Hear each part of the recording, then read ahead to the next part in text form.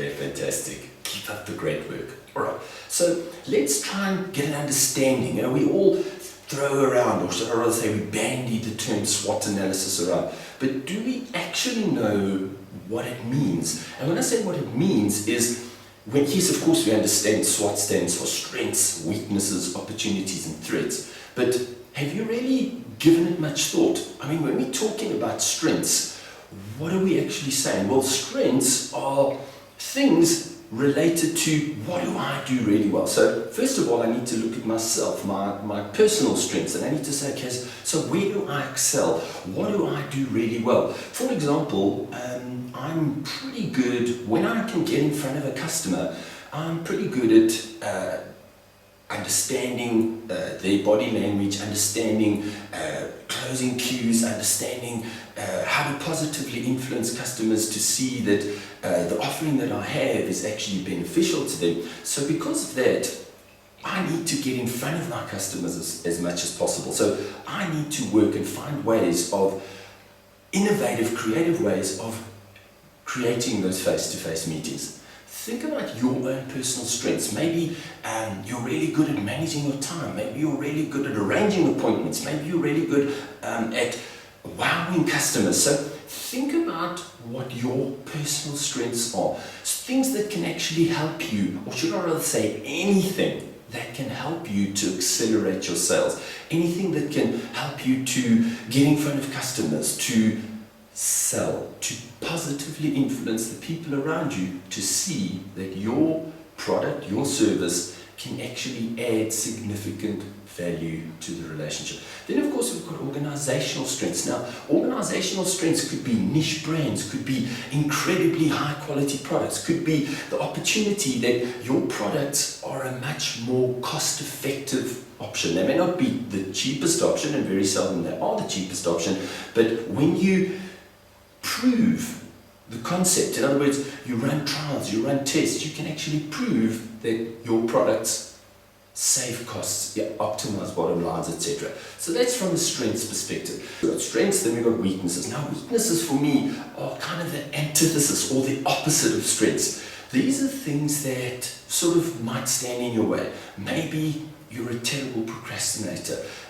You might hate getting on the telephone and making those phone calls. Maybe sales admin is something that drives you insane. Well, here's the thing. When we talk about weaknesses, I don't believe you can ever really improve your weaknesses, but you've got three options available. From a weakness point of view, you can mitigate your weaknesses. You can find a way to work around it, to work better. You can eliminate them completely. For example, procrastination. Maybe you can just do buckets of time effectiveness training. You can invest into new systems to make you more efficient and effective, so you can kind of eliminate them. Or you can delegate them. Now, very often I have a weakness where I suppose I might hate it, but I'm also not really good at it. I'm not really good at getting on the phone and setting up those face-to-face meetings. So I've got somebody who is excellent. They have unbelievable skills at connecting, innovating, selling the first appointment. So I've delegated that weakness away. Think about your own weaknesses, things that are standing in the way of you smashing your sales target every year. What are those weaknesses? Personal, and look at it from an organizational point of view. Compare yourself, have a look at your competitors and say, as an organization, what weaknesses do we possibly have?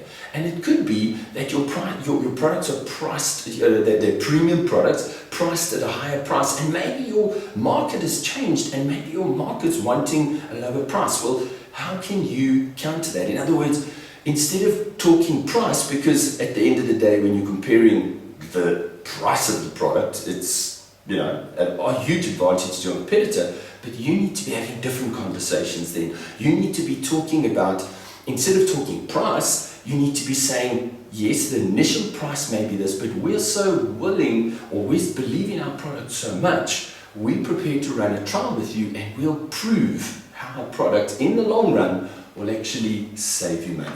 So think about what weaknesses your organization has. Think about what weaknesses you have and then in the back of your mind say, right, so how can I mitigate them, eliminate them, or completely get them out of my space, delegate them to someone else who can do whatever those weaknesses are better than you. Then of course there's the big guy, the opportunities. Now, if all of us are looking to smash our sales targets every year, how do we do that? Well, obviously our strengths help us to do the things we need to do as a sales professional. Our weaknesses kind of stand in the way, but we know we can eliminate, delegate, or mitigate them.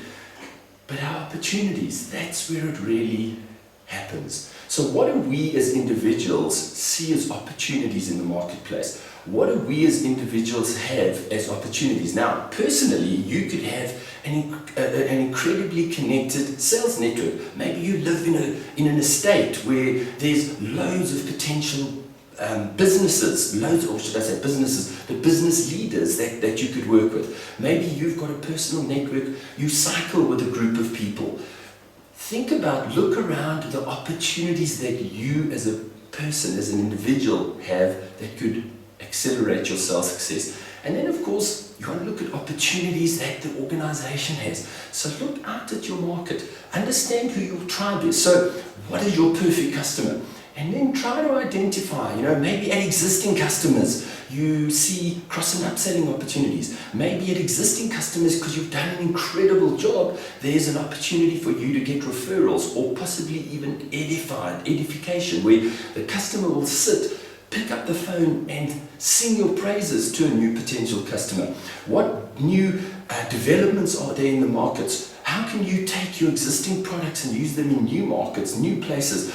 And existing customers, are there divisions or departments that you're not already working with, where you've already established a track record where things really happen? So when it comes to opportunities, you need to really take the blinkers off and you need to say, what's happening in my markets and how can I do it better? In other words, how can I identify opportunities, but not just identify, once I've found the opportunities, what am I going to do to take full advantage of every single one?